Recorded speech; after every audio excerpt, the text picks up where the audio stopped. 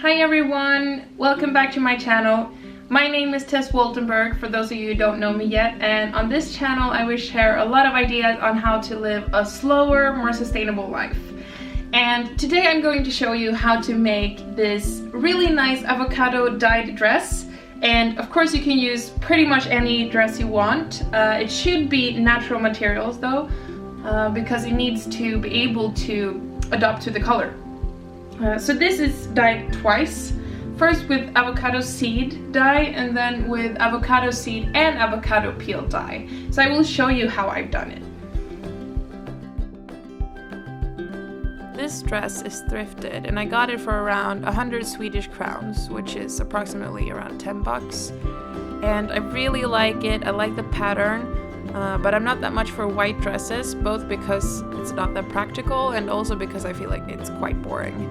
And I really like the shades you can get with plant dyes, both because it's natural and sustainable and fun to experiment with, but also because the shades are so much deeper than the chemical dyes.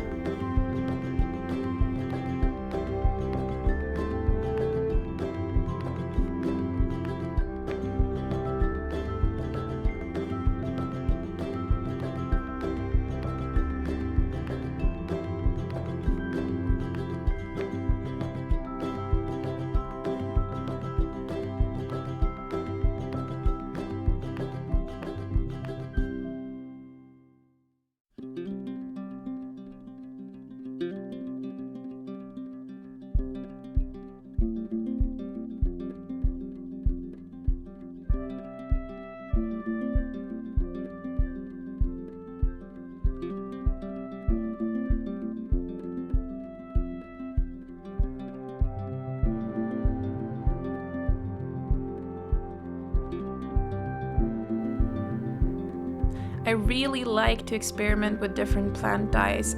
Even though I'm just getting started, I've done so many amazing things with it. I can really recommend you to get started and to start with, for example, avocado seeds or onion peels or other things that you would normally have in your kitchen. It's a really nice way to both update your closet but to also reduce food waste.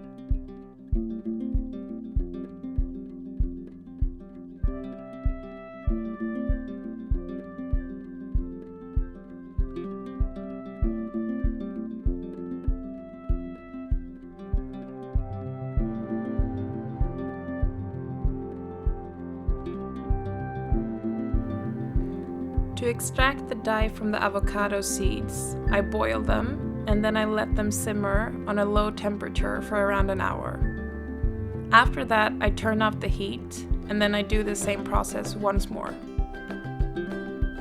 I rinse it off into a clean glass container and then I continue doing this until it doesn't give any dye anymore. Before I started the dyeing process, I prepared the fabric with soy milk diluted with water, around 1 liter of milk and 5 liters of water. I let it soak for 12 hours, then I centrifugated it and let it dry and left it for 1 week before I started this process. I don't weigh my fabrics, but I tried to assume that I need enough dye to soak the entire piece, so that it's properly soaked and so that nothing ends up totally over the surface.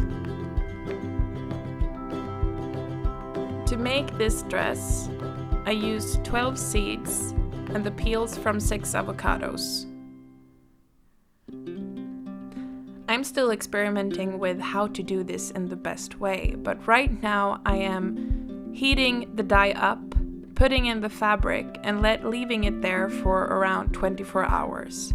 During this time I heat it up 3 or 4 more times to make sure that to get the most out of the dye. As you can see, after the first dye bath, the color is a nice pink, but it's quite pale. And since I haven't been that careful, it has been stained in some places. So I will put this in another dye bath to create a deeper, darker color.